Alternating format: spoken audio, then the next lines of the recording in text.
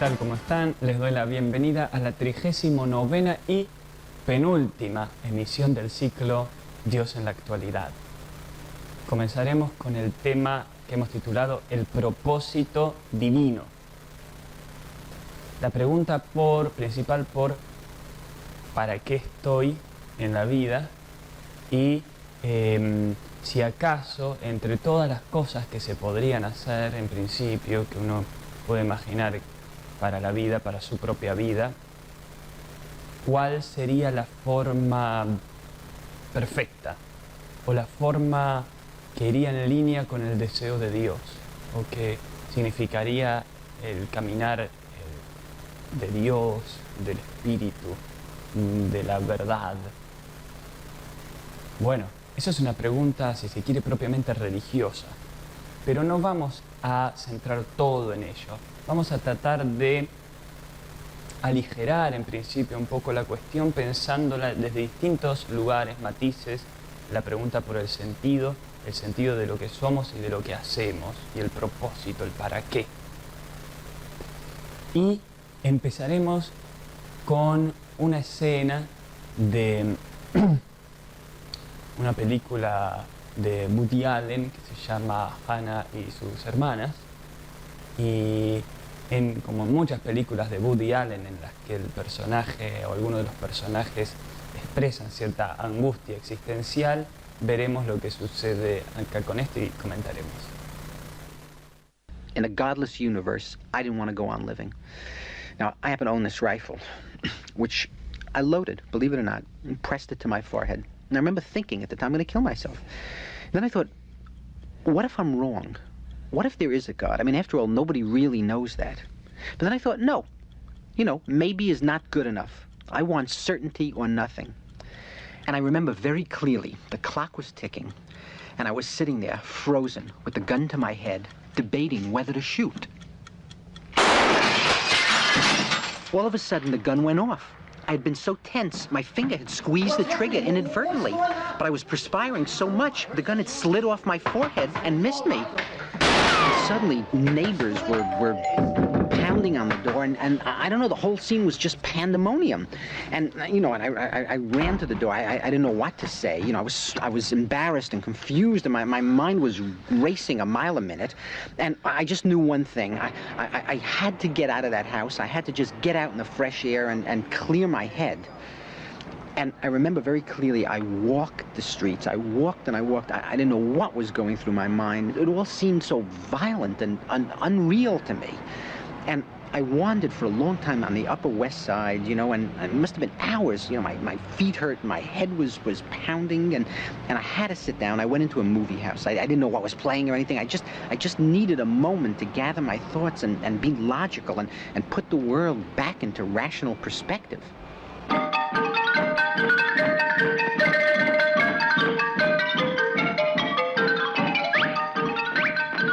And I went upstairs to the balcony. And I sat down, and, the movie was a film that I'd seen many times in my life since I was a kid, and I always loved it. And, I'm watching these people up on the screen, and I started getting hooked on the film, and I started to feel, how can you even think of killing yourself? I mean, isn't it so stupid? I mean, look at all the people up there on the screen, they're real funny, and what if the worst is true? What if there's no God, and you only go around once and that's it? Well, don't you want to be part of the experience? What the hell, it's not all a drag. And I'm thinking to myself, geez, I should stop ruining my life searching for answers I'm never going to get and just enjoy it while it lasts. And after, who knows? I mean, maybe there is something. Nobody really knows. I know maybe is a very slim reed to hang your whole life on, but that's the best we have. And then I started to sit back, and I actually began to enjoy myself.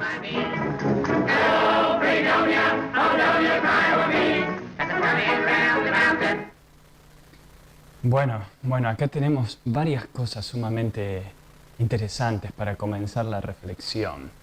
No voy a extenderme demasiado porque tenemos varios videos para mirar y todos van a ir aportando algo en esta línea. Primero, que comienza con un intento de suicidio. Me viene una frase muy famosa del filósofo y escritor argelino francés Albert Camus, que decía que el suicidio era tal vez el único o el principal problema filosófico realmente serio. Tal vez la pregunta ¿por qué no suicidarse? ¿Por qué no suicidarse? ¿Cuál es la razón para no suicidarse, para continuar viviendo? Porque en vez de preguntar ¿por qué me voy a suicidar?, ¿por qué no?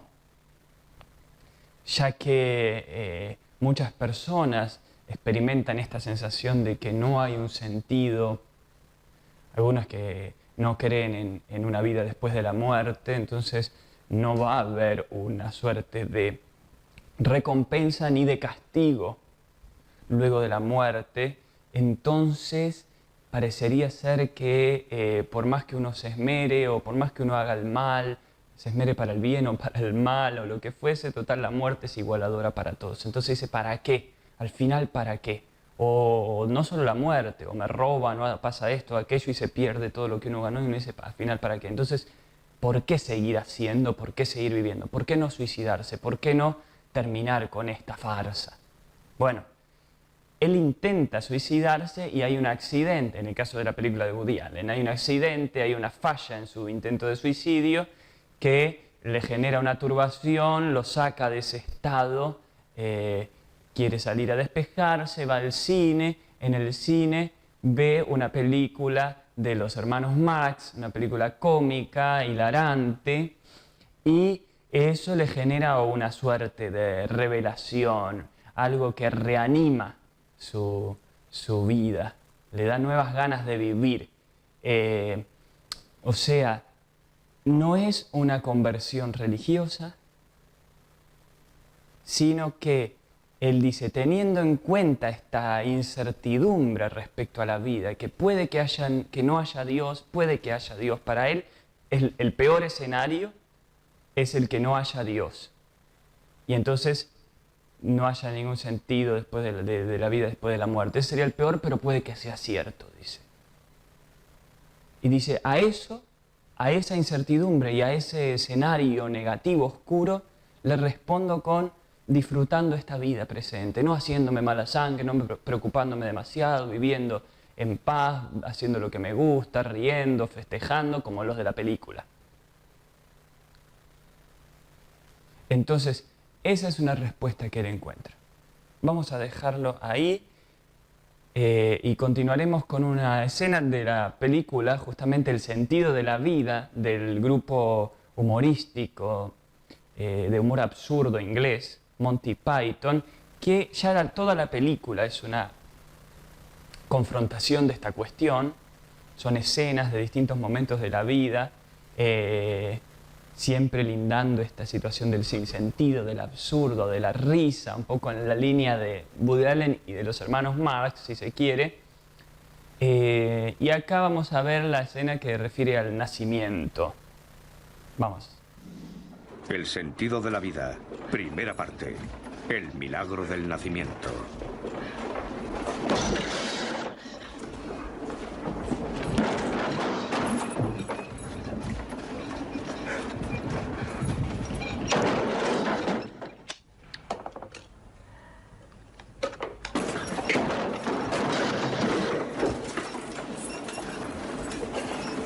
Sala de partos. 1108. La señora Moore tiene frecuentes contracciones. Bien, llévala donde asustan a los fetos. De acuerdo.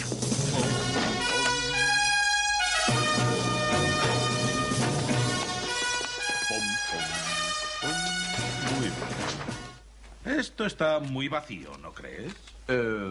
Sí. Sí.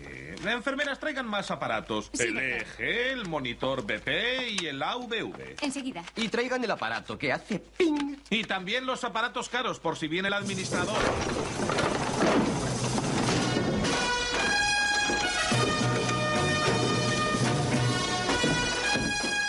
Bien, tráigalo. Póngalo aquí detrás de mí. Perfecto, perfecto. Muy bien. Así está mucho, mucho mejor, sí. Sí, mucho mejor. Creo que aún falta algo, ¿no?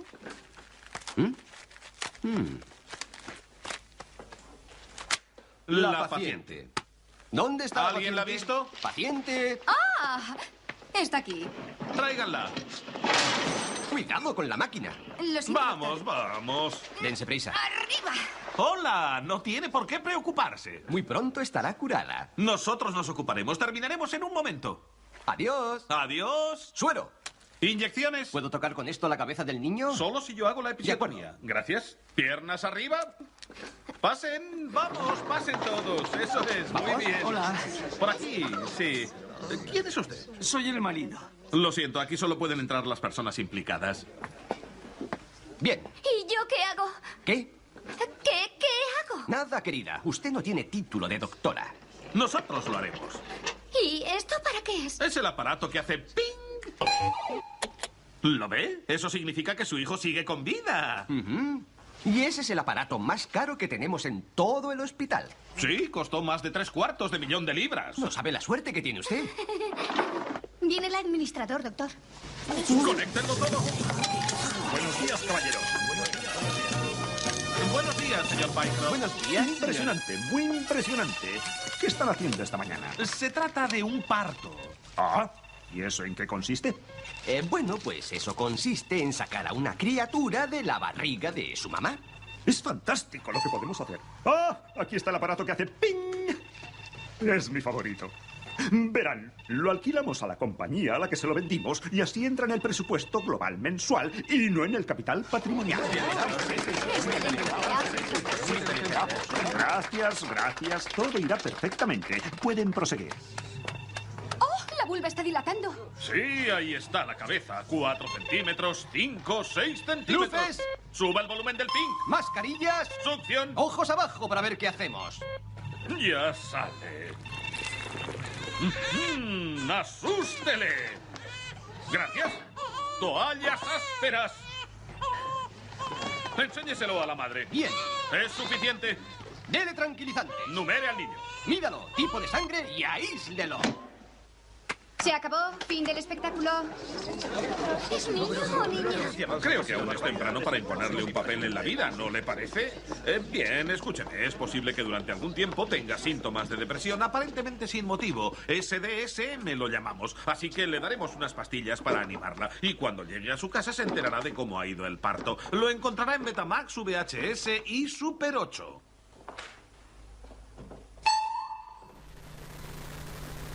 Ahí teníamos entonces esta escena de la película The Meaning of Life, el sentido de la vida, de Monty Python, que a diferencia de la escena que vimos de la película de Woody Allen, Hannah y sus hermanas, no tiene ese final reflexivo de ninguno de los personajes. Es más la exposición grotesca de una situación de parto en un hospital. Pero el mensaje de fondo de la película, en algunas partes más explícito que en otras, es este juego respecto a la vida. La pregunta de qué tal si todo no es más que una gran comedia, no es más que una gran broma, no es más que una película absurda, donde las cosas simplemente van a pasar y tienen que pasar y puede ser de cualquier manera y da igual. ¿Sí?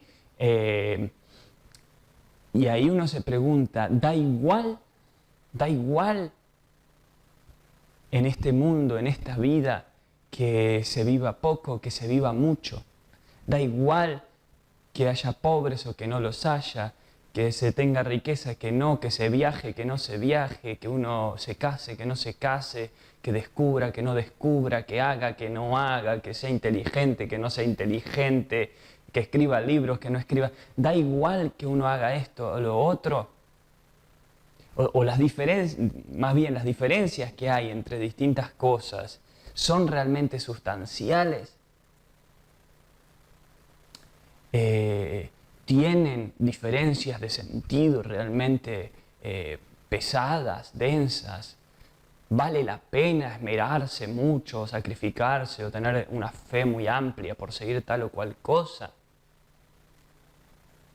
Y si acaso en un plano hay absurdo, ¿Hay algo que escape de ese absurdo? ¿Hay algo que sí pueda dotar de sentido, de significado, de verdad a todo lo que se haga?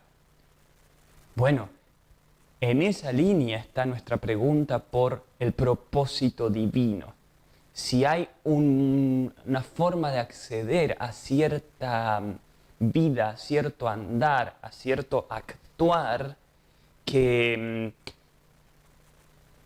se libere, que trascienda ese aparente absurdo de todo. Esa va a ser nuestra pregunta. Ahora vamos a ir bordeando la cuestión pensando a través de estas escenas de películas. Y vamos a pasar ahora a una escena no particularmente humorística, pero sí muy reflexiva, que es de la película 2 de Matrix Recargado, cuando el personaje Neo se encuentra con el arquitecto. Vamos a ver qué pasa. Hello, Neo. Who are you? I am the architect. I created the Matrix. I've been waiting for you. You have many questions, and though the process has altered your consciousness, you remain irrevocably human. Ergo, some of my answers you will understand, and some of them you will not. Concordantly, while your first question may be the most pertinent, you may or may not realize it is also the most irrelevant. Why am I here? Your life is the sum of a remainder of an unbalanced equation inherent to the programming of the Matrix. You are the eventuality of an anomaly which, despite my sincerest efforts, I have been unable to eliminate from what is otherwise a harmony of mathematical precision. While it remains a burden assiduously avoided, it is not unexpected and thus not beyond a measure of control, which has led you inexorably here. You haven't answered my question. Quite right. Interesting. That was quicker than the others. Others? How many? Others? What? Answer my fucking... The Matrix is older than you know.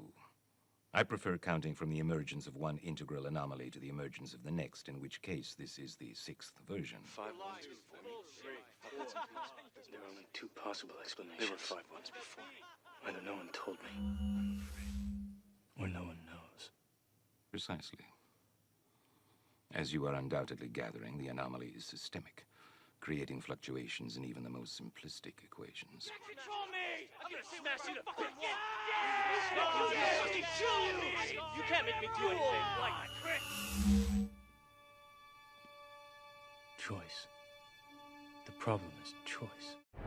The first Matrix I designed was quite naturally perfect. It was a work of art, flawless, sublime, a triumph equaled only by its monumental failure. The inevitability of its doom is apparent to me now as a consequence of the imperfection inherent in every human being. Thus I redesigned it, based on your history, to more accurately reflect the varying grotesqueries of your nature. However, I was again frustrated by failure. I have since come to understand that the answer eluded me because it required a lesser mind, or perhaps a mind less bound by the parameters of perfection.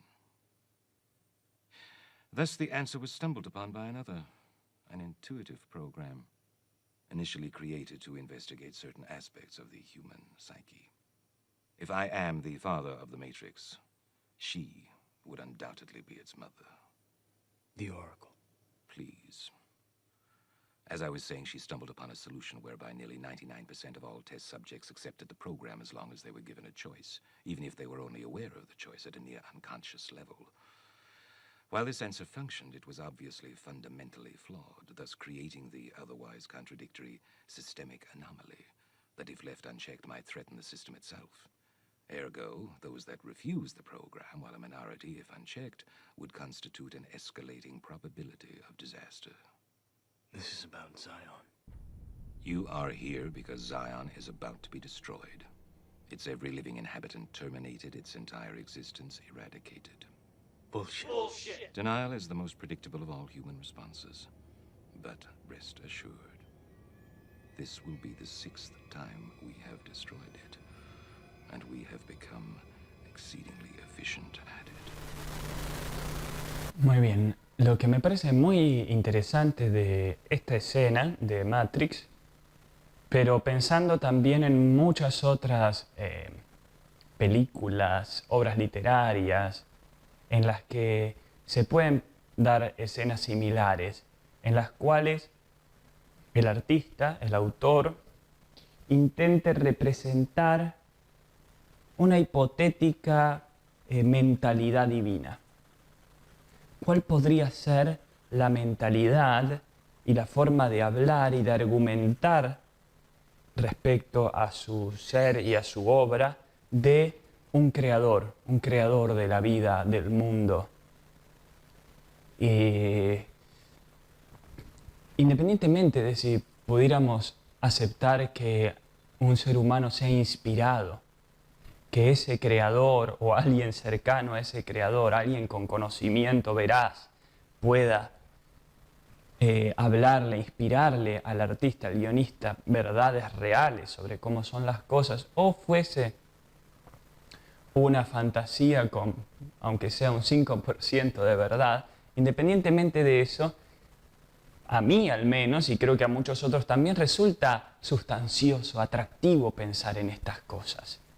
Y pensamos en estas cosas tal vez también por comparación.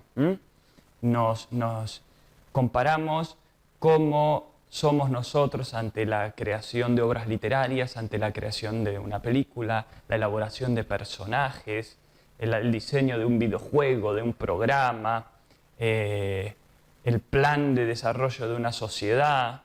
Entonces los seres humanos se ven en ciertas situaciones que les exige desarrollar una mente, digamos, de creadores, de configuradores, de diseñadores, de repartidores de roles. Se dan cuenta de que hay una necesidad de que existan conflictos, imperfecciones que exijan movimiento, cambios, deseos de renovación. Entonces, claro, ante estas experiencias empiezan a pensar, ¿y qué tal si también así es la forma en que piensa o en que ha pensado el creador del universo y de toda la existencia, si es que lo hay? Acá tenemos este arquitecto que se enfrenta con un personaje con características de Mesías, por decir así.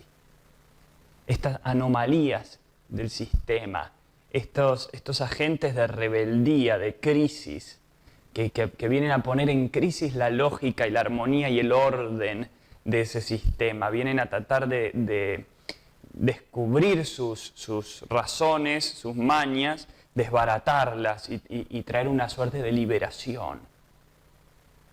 Ahora, es muy común que nosotros pensemos la historia de la humanidad en torno a ciertas figuras emblemáticas que nos resultan significativas, que consideramos particularmente heroicas, grandiosas. En el caso de Jesús, por ejemplo, que marca la historia, estamos en el año 2019 desde el nacimiento de Jesucristo, figuras de esa índole. En la emisión anterior, de la segunda parte del tema del anticristo, veíamos a esta figura esperada, el Maitreya, ¿no? Esta clase de figuras que vienen a ser como protagónicas de la historia, que pueden ser los grandes paladines de la liberación humana, que vienen a tratar de derrocar a las grandes fuerzas de opresión que puedan estar por aquí o allá. Ahora, acá se señala que esos no dejan de ser parte del programa. El programa, para ser interesante y para mantener su dinamismo, necesita de estos elementos de transgresión. Entonces todo está medido, todo parece estar ya diseñado. Neo, ante este arquitecto, ¿qué puede sentir sino angustia? La angustia de conocer, de saber que no hay escapatoria a la lógica tan compleja, intrincada y segura de esta existencia. Pero a su vez, cuando el arquitecto le dice la negación es la más fácil de las respuestas, la más predecible, no deja de uno sentir las ganas de que exista la posibilidad de algo distinto, de sorprender a ese orden tan rígido de las cosas. Como que uno dice, ahora que sé esto no me puedo quedar tranquilo. O me suicido porque digo no hay alternativa posible, o aboco mi existencia, lo que me queda, a tentar una respuesta, a probar a ver si logro una respuesta, si logro hacer lo que este arquitecto no espera, no se imagina. Si logro sorprender a la existencia misma, ¿acaso? Bueno, ahí puede haber una gran búsqueda de sentido. Y en respecto a lo divino, esto es importante. Y hay perspectivas distintas. Hay quienes pueden ver a lo divino, al Dios, como ese gran diseñador y opresor, y que tiene todo controlado y no quiere que nada se le escape. O hay quien puede ver a lo divino justamente como la fuerza liberadora, que propone a algunos una liberación, un camino redentor. Bueno, vamos a dejar hasta ahí.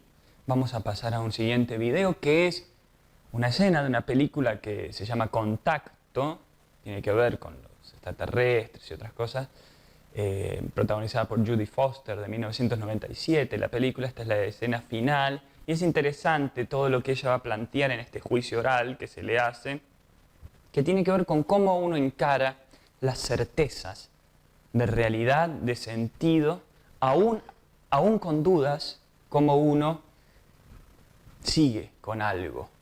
Vamos a ver esta escena. Doctora Arroway, llega a nosotros sin ninguna evidencia, sin registros ni artefactos. Solo una historia que me apena pero carece de credibilidad. Más de $2 trillones se gastaron. Se perdieron docenas de vidas. ¿En verdad insistirá en decirnos que debemos creerle basados en la fe? Por favor, responda, doctora. ¿Sería posible que no hubiera pasado? Sí. Como científica tengo que aceptarlo como una opción.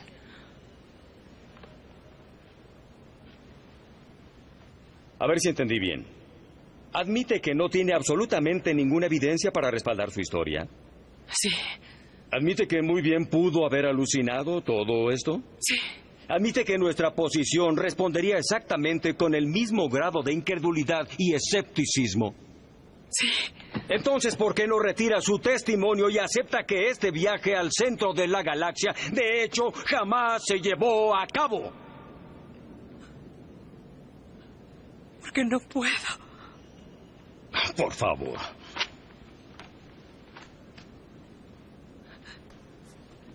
Yo tuve una experiencia. No puedo probarlo, ni siquiera explicarlo, pero todo lo que sé como ser humano, todo lo que soy me dice que fue real. Se me dio algo maravilloso, algo que me cambiará para siempre. Una visión del universo que nos dice, sin lugar a duda, lo pequeños e insignificantes y lo raros y preciados que somos. Una visión que nos dice que pertenecemos a algo que es más grande que nosotros y que ninguno de nosotros estará solo.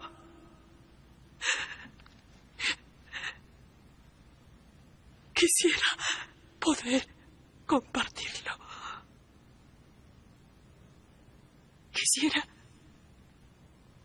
que todos, aunque fuera por un momento, pudieran sentir esa admiración, humildad y esperanza. Pero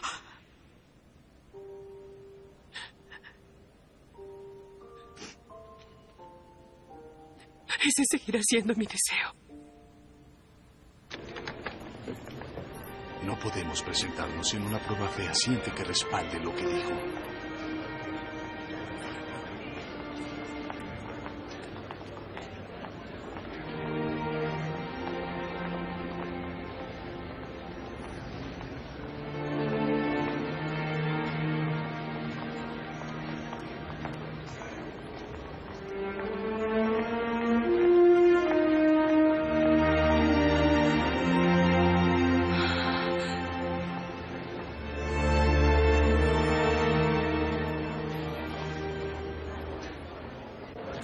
Doctor Arroway nos regala una fotografía, solo una fotografía. Por favor.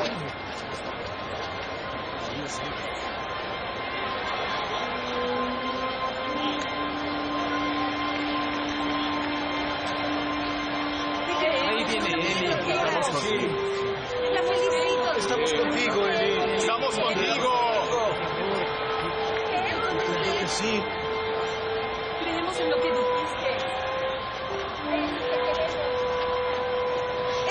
Confiamos en ti, Si te piden mi apoyo. Estamos contigo. Creo que sí, Ellie. Te creemos, Ellie. ¡Reverendo Joss! ¡Reverendo Joss! Por favor, Reverendo Joss, ¿qué opina? ¿Qué piensa usted? Como una persona de fe, mis creencias difieren de las de la doctora. Pero nuestra meta es la misma. La búsqueda de la verdad. Y por ello le creo.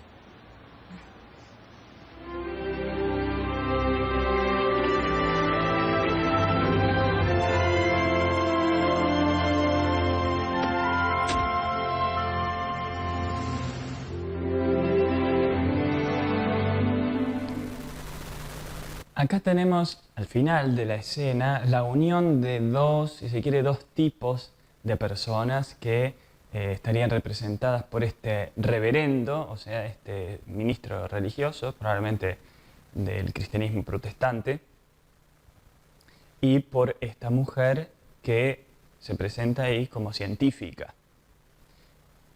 Él dice: yo como un hombre de fe, mis creencias difieren de las de ella, pero algo nos une y es la búsqueda de la verdad, y por tanto le creo.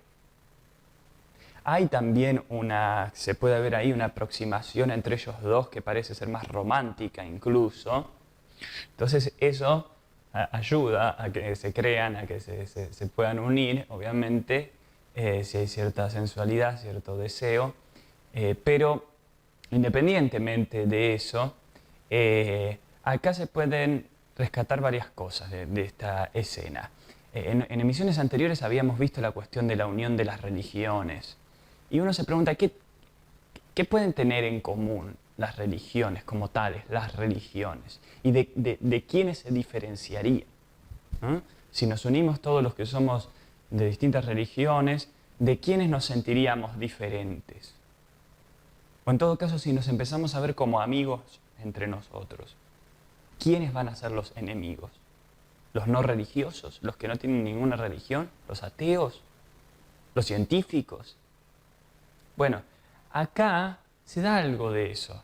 Estos dos individuos que se unen en ese abrazo, la mujer ve en él a alguien que le cree.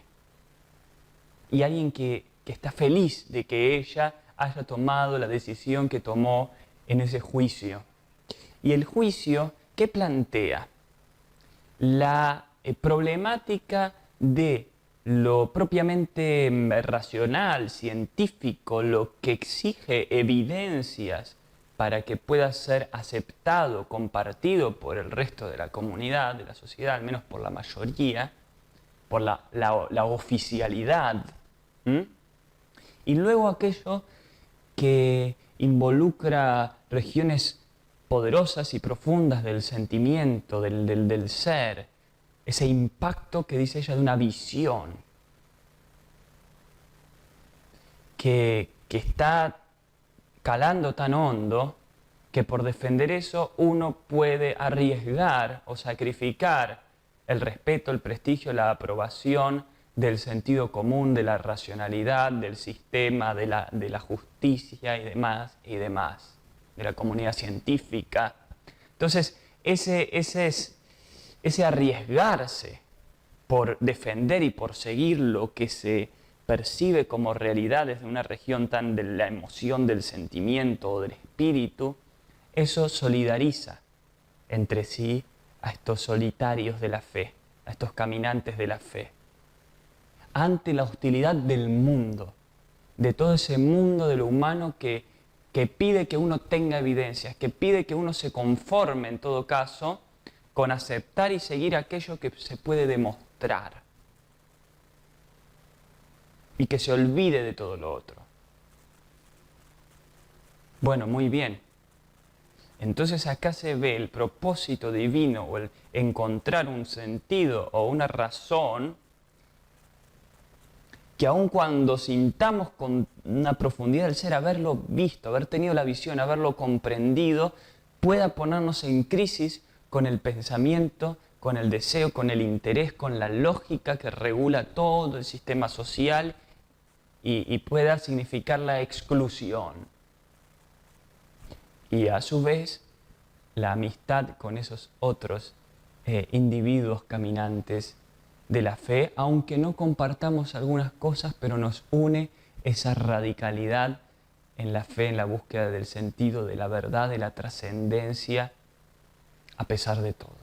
Vamos a continuar ahora con algo distinto, pero que me pareció que puede sumar. Es un fragmento de una entrevista al escritor argentino Julio Cortázar por Soler Serrano, el entrevistador español, y como lo que venimos viendo tiene que ver con la ficción y en lo del arquitecto decíamos la analogía con el escritor, me parecía interesante respecto a esta pregunta por cómo descubrir eso, ese andar, ese sentido del espíritu, del ser o de lo divino o de Dios en uno, esa comunicación que uno pueda tener para saber cuál es el camino supremo, el verdadero, el real, el del sentido real.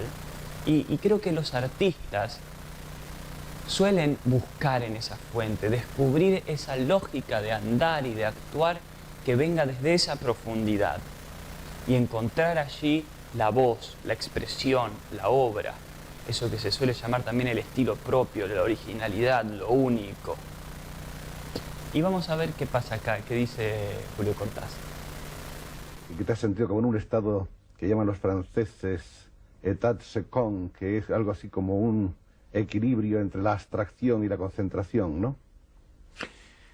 Sí, mira, tu pregunta contiene un montón de cosas, pero la podemos sintetizar un poco. Bueno, es partiendo de la noción de horario, ¿comprendes? No tengo ninguna noción de horario, me resulta insoportable. Nunca he querido, en la época en que tenía que ganarme la vida con algo que nada tenía que ver con la literatura, nunca aguanté los horarios. Siempre me busqué un tipo de empleos que supusieran 2 o 3 horas de trabajo a lo sumo, aunque te pagaran muy poco, porque luego después salías a la calle y eras tú, ¿no? Entonces, en el trabajo literario es lo mismo. Yo no soy absolutamente nada disciplinado. Cuando estoy atrapado por un texto, tú ves, por ejemplo, en este momento hay un cuento que camina por algún lado, que empecé a sentir en Londres, donde estuve hace unos 15 días, y que ha continuado en París y que se vuelve obsesivo aquí en Madrid. Y entonces lo estoy escribiendo en diferentes pedazos de papel, entonces va saliendo así, sabes, por momentos, pero sin ninguna sujeción a horario, porque de alguna manera el cuento ya está escrito. Lo que necesita simplemente es convertirse en idioma, y ahí ese es mi trabajo, pero el cuento ya está escrito, no tengo ningún temor.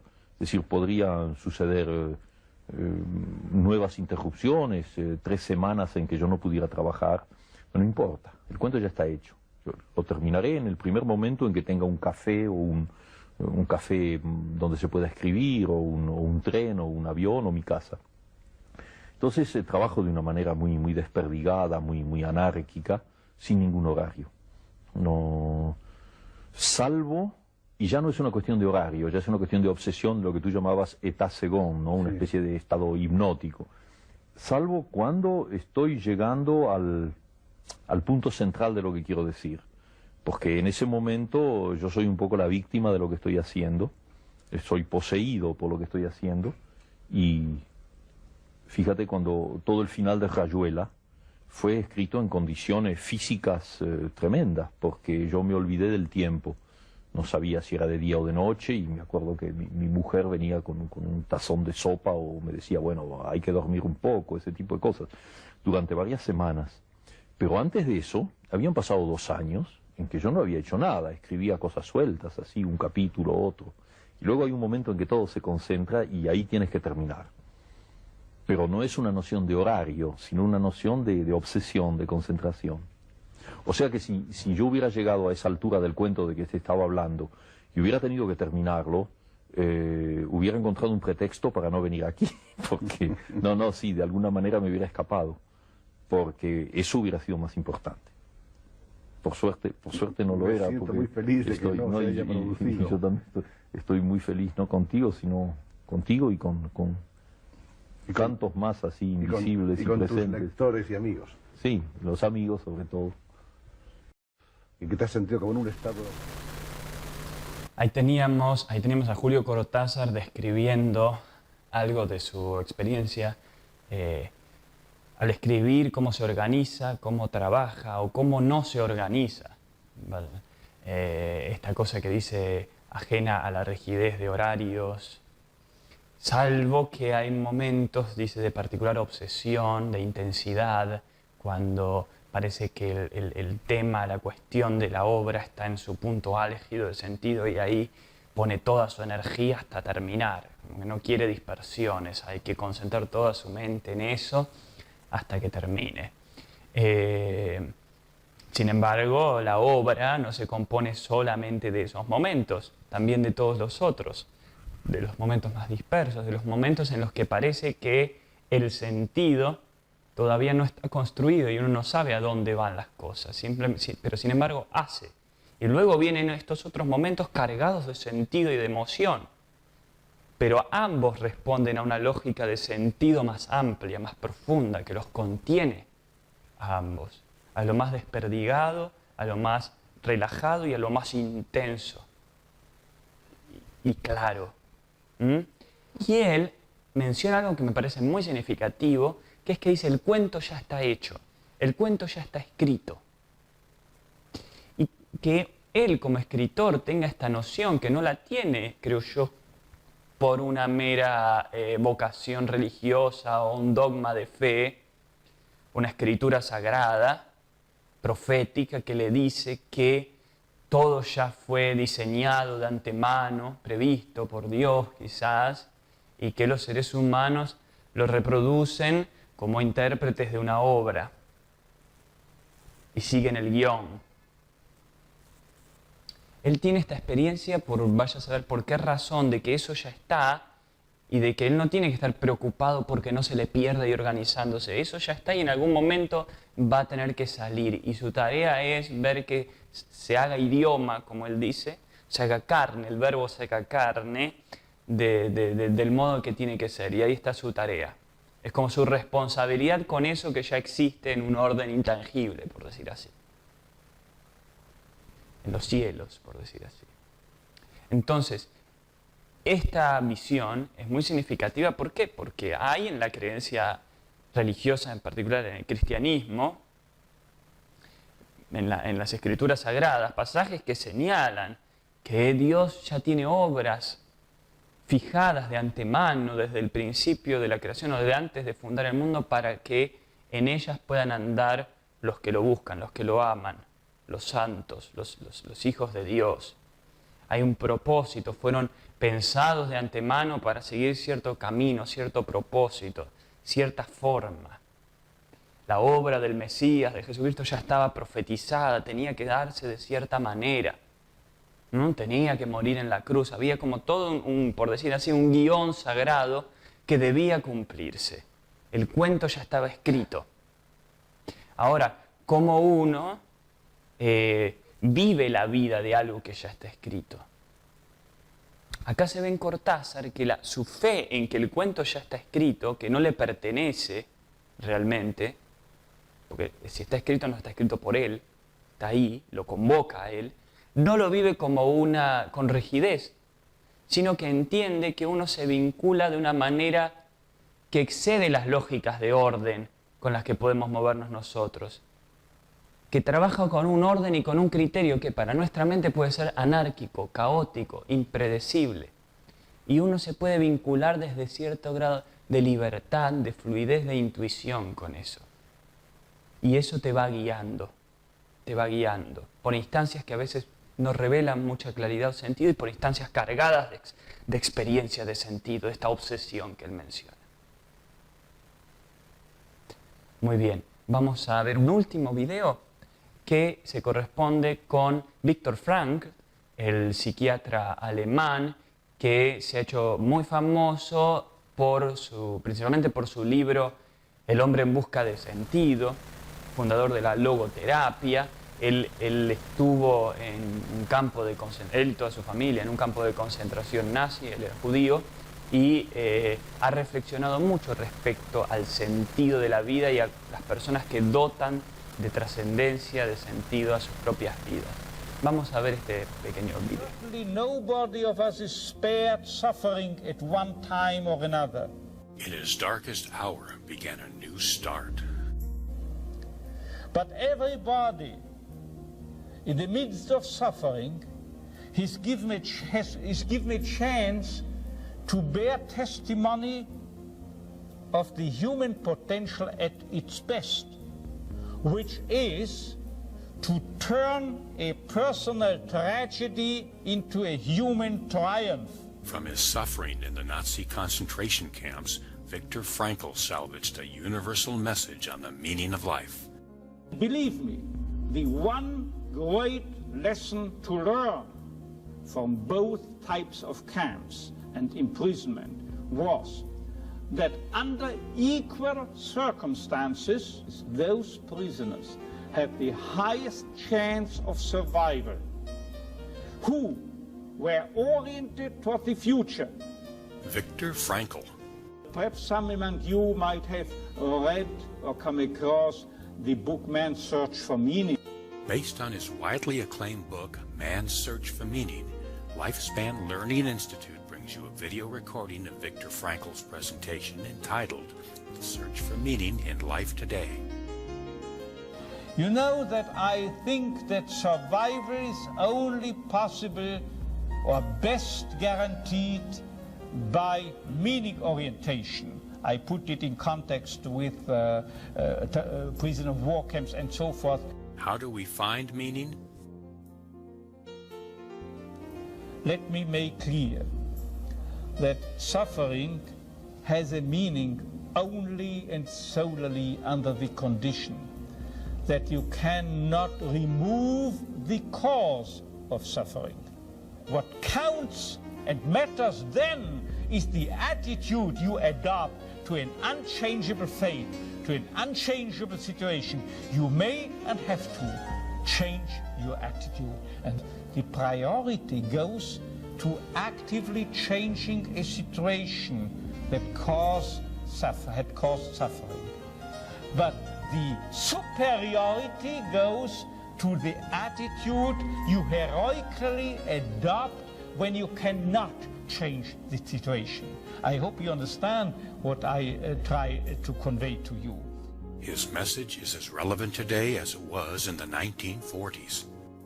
What I want to state is, although suicides may not be undertaken out of a feeling of meaninglessness, they might have been overcome. The impulse to commit suicide might well have been overcome if those individuals had had a vision of a meaning to their lives. Don't miss your opportunity to own this rare video classic. It's in your hands, this responsibility, what you will be in 10 years and how you will look back and reflect the 10 years from now.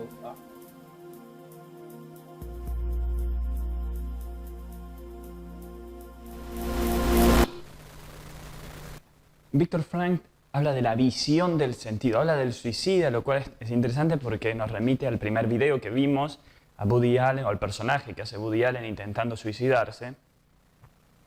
Y dice que hay una falta, una carencia de la visión del sentido.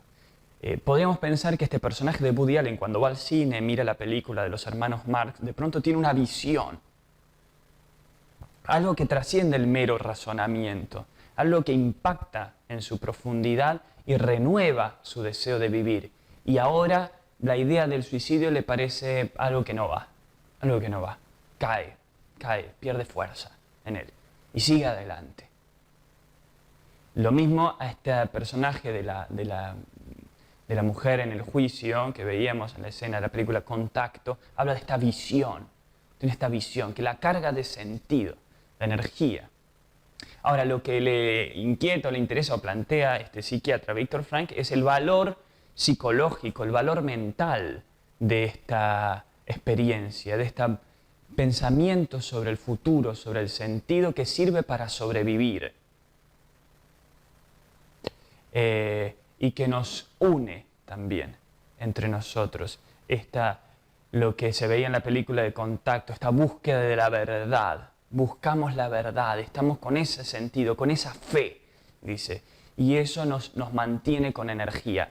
Y respecto a Cortázar, uno podría decir, el que, por ejemplo, supongamos el que ama la obra de Cortázar, ama Rayuela y otras literaturas de Cortázar, lo escucha a Cortázar explicando esto y relata esta idea de que el cuento ya está escrito, que parece ser una hipótesis metafísica, casi religiosa, por decir así. Uno podría decir, no importa si es así o no, si es verdad o no eso. Mientras sea algo que haya inspirado y movilizado a este hombre para escribir estas obras que a mí tanto me gustan, vale, lo aplaudo. Entonces, desde una mirada que podemos decir psicológica, no importa si lo que uno cree o espera o tiene esa visión de sentido es real o no. Lo importante es que puede movilizar tan poderosamente a una persona que haga que no se quiere suicidar, que sobreviva a un campo de concentración, que produzca ciertas obras, que florezca su vida de un modo renovado, brilloso, potente y que se vuelva casi una anomalía en el sistema, como decía lo de Matrix. Y tal vez en una de esas sorprende al arquitecto y genera verdaderamente un cambio revolucionario y liberador. Voy a concluir esta primera parte con un breve relato del libro Bar del Infierno del escritor argentino, nacido en 1944, aún vivo, Alejandro Dolina. El relato se llama Exigencias. Un joven persa llamado Darayawa se enamoró de Sira, la hija de un comerciante de Susa. Ella no lo correspondió, pero para divertirse un rato, tuvo la idea de obligarlo a realizar hazañas imposibles o enojosas, con la promesa de entregarle su amor si las cumplía exitosamente.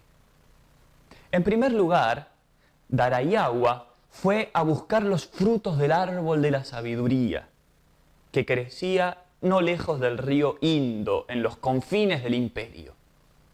Los frutos provienen de una higuera que está rodeada de centenares de otras higueras, cuyos higos producen conocimientos falsos.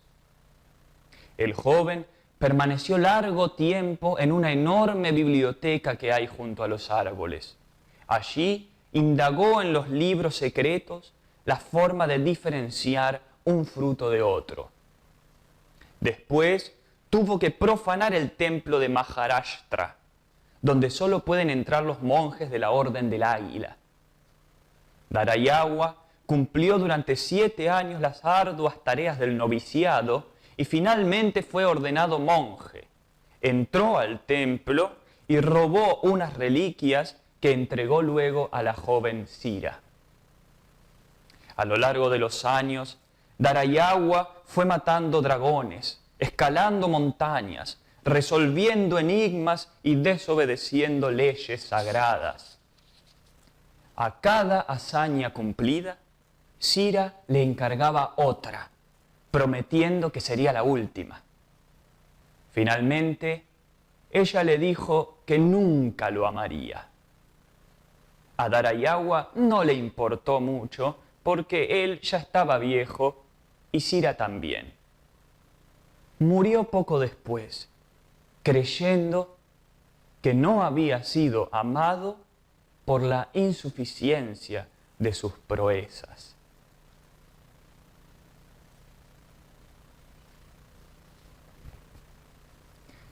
Muy bien, estas exigencias para mí me representan los distintos propósitos que nos puede plantear vender el mundo. estos conocimientos falsos que habla. Y un mundo, una realidad o un otro que en el fondo nunca nos va a amar. Nunca nos ha amado ni nos amará, pero juega con nosotros, pidiéndonos esto, que logremos esto, aquello, acá y allá y allá y allá. Y después que logramos todo nos damos cuenta de que no pasa nada, pero seguimos con la idea de que tal vez no pasó nada porque nos faltó alguna proeza más, nos faltó un poquito más, lograr un poco más, un viaje más, un sueldo más y demás y demás. En vez de tal vez considerar que hubo un error de fondo, que nunca tendríamos por qué haber movido un solo centímetro de nuestro cuerpo por esa amante engañosa. Muchas gracias y los espero en la próxima parte del propósito divino. Adiós.